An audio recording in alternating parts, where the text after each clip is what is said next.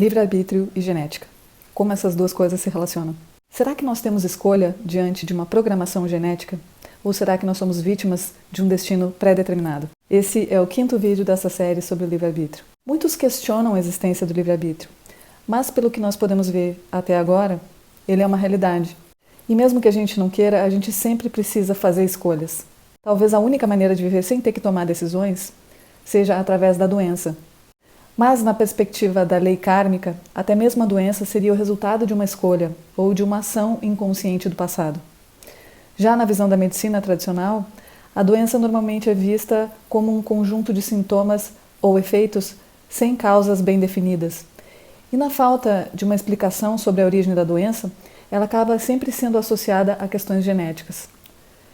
Porém, a verdade é que a ciência ainda sabe muito pouco sobre o funcionamento do nosso DNA.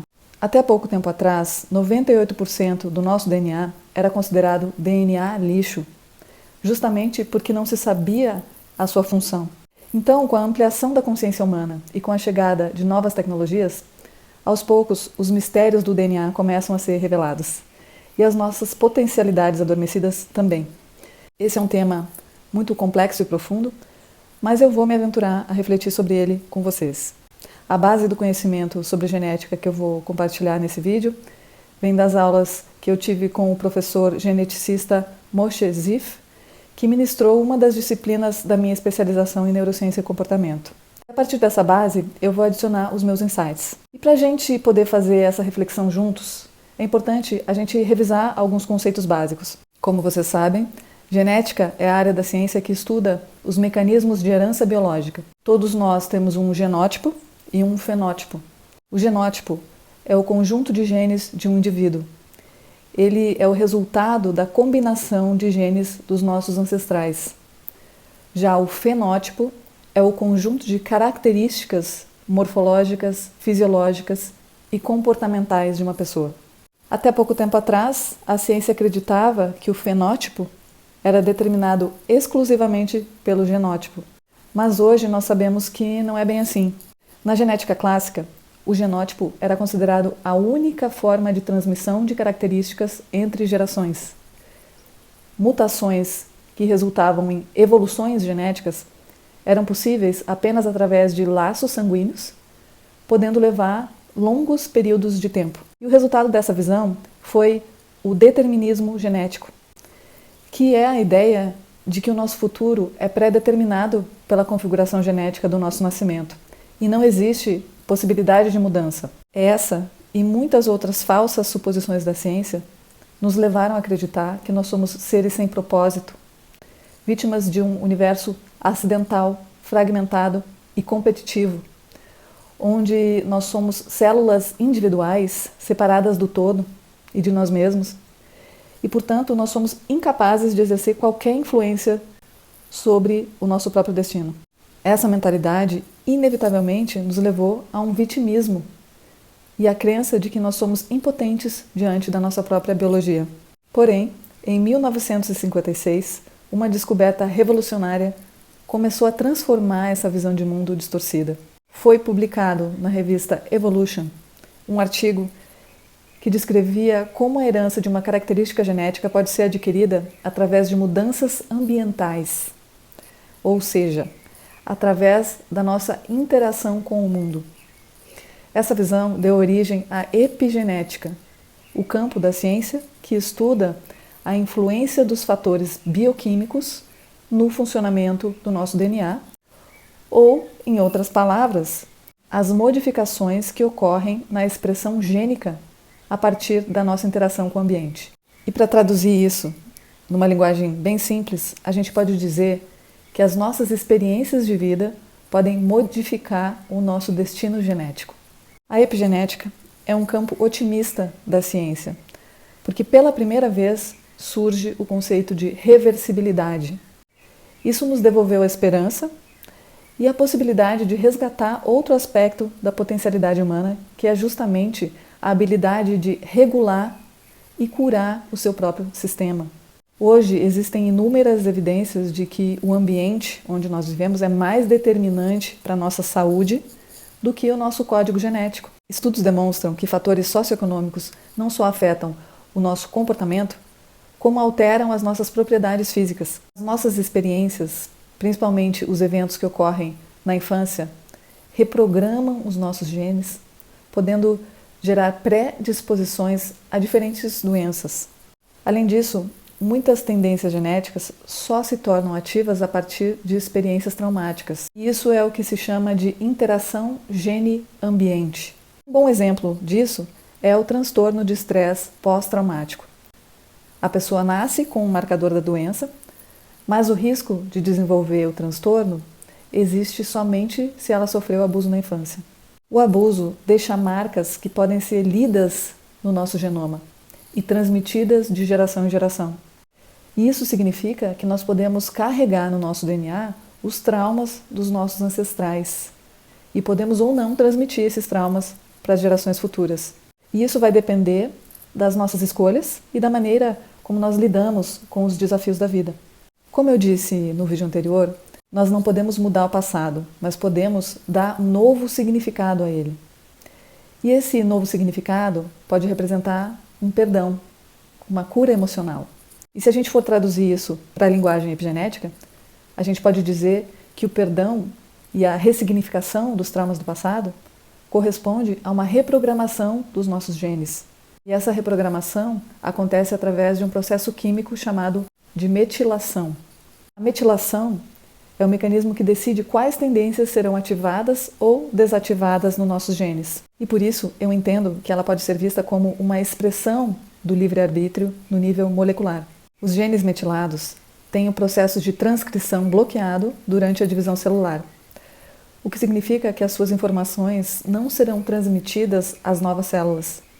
E isso pode resultar na interrupção da transmissão de uma característica genética e das doenças relacionadas a ela.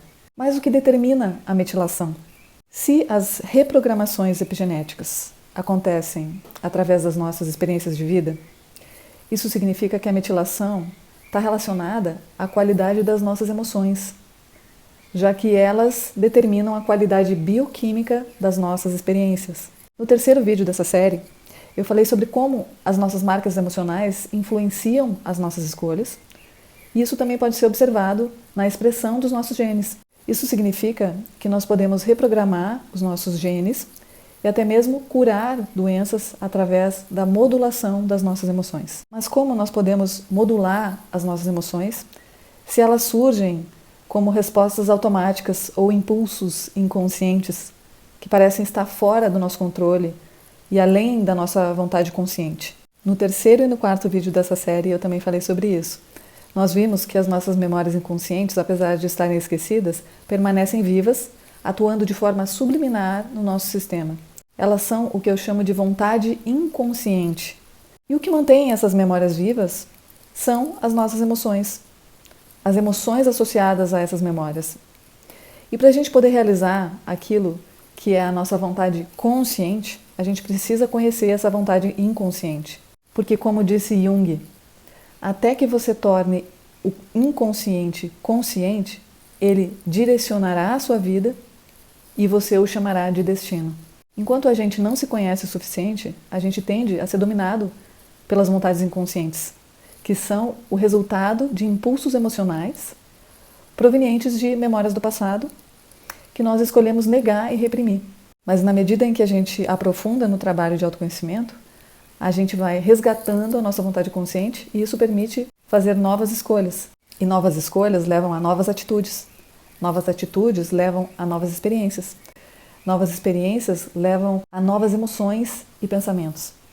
Então, para que a gente possa reprogramar os nossos genes e estabilizar novos fenótipos, nós precisamos criar e manter novos hábitos e emoções que possibilitem a manutenção de um ambiente neuroquímico saudável, o que também é sinônimo de um sistema imunológico mais forte.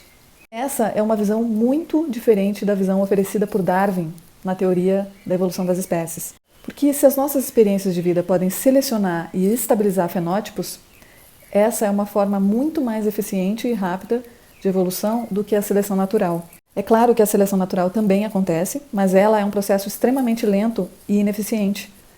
Porque na seleção natural, Para que um fenótipo seja selecionado, estabilizado, todos os membros de uma comunidade precisam morrer, exceto aqueles que têm os genes mais fortes ou adaptáveis. Então, eventualmente, os descendentes com o mesmo fenótipo também poderão ser selecionados. Mas esse processo levaria milhões de anos. A epigenética demonstrou que, ao contrário do que se imaginava, nós somos extremamente flexíveis, já que as modificações epigenéticas podem ser transmitidas no momento da divisão celular, sem depender do processo de reprodução. Apesar dessa flexibilidade, é um fato que mudar fenótipos estabilizados, que fazem parte da linha germinal, é mais difícil, mas não é impossível. Na verdade, o que a ciência está começando a entender através da epigenética é que tudo é possível, até mesmo o rejuvenescimento, porque o envelhecimento também é um processo epigenético e, portanto, reversível. Todos nós temos um relógio epigenético no nosso DNA. E na medida em que o tempo passa e os nossos genes são metilados, nós vamos envelhecendo, porém, esse relógio pode ser adiado, já que ele é afetado pela nossa interação com o mundo.